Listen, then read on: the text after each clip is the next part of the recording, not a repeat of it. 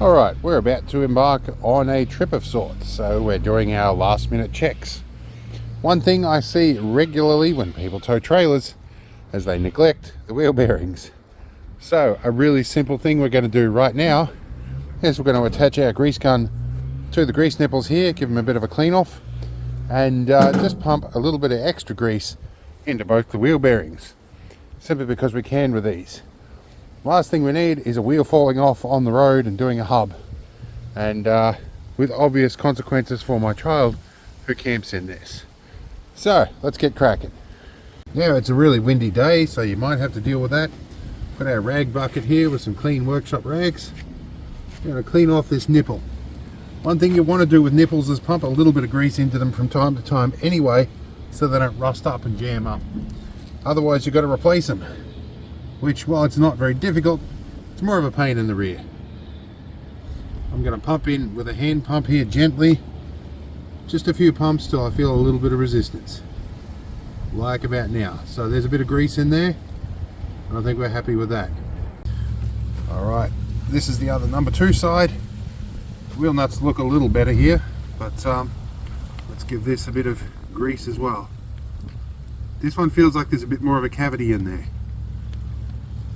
and I can feel a bit of grease crackling out some, or a bit of air. So this one's going to take a little bit more grease.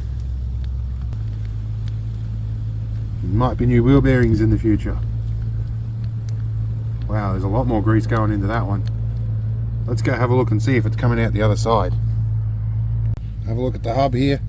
We don't see it squeezing out there, and neither in that side. So we'll just pump a bit more grease in until we feel some resistance. But good sign that we probably need to look at our wheel bearings soon.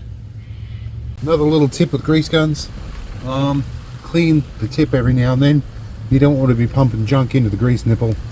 That can be very counterproductive sometimes. Might give the other side a little bit more.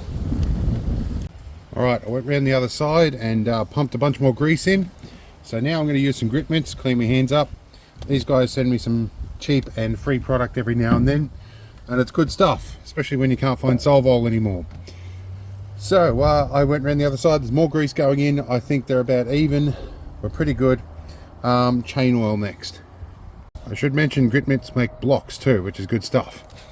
Anyway, we're going to use some of this stuff. This is the chain oil I use for my 8-wheel drive Argo, because it's all chain driven. Quick squirt on all the wheel nuts. We don't really care what these look like. They look decidedly military already.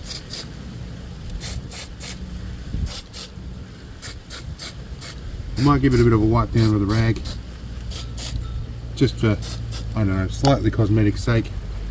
But we just want that layer of oil on them. This keeps the water off, keeps them from rusting. It'll penetrate a little bit. If we do have to change a tyre, way easier in the future. Now, for those of you who are about to tell me that my wheel nuts are on backwards, they're double tapered nuts. There's a taper on both sides. They are actually on properly. So guys, just that general note, don't neglect your wheel bearings. You won't come to grief like so many caravanners do. I've seen so many wheels come off on the side of the road, and I've had to help a few of them as well. And I can tell you now, especially when it's on the driver's side, changing a hub on the side of a highway is not fun. So even less so in the mud in the middle of the bush. So keep an eye on them. Safe travels, guys. See you when we get back.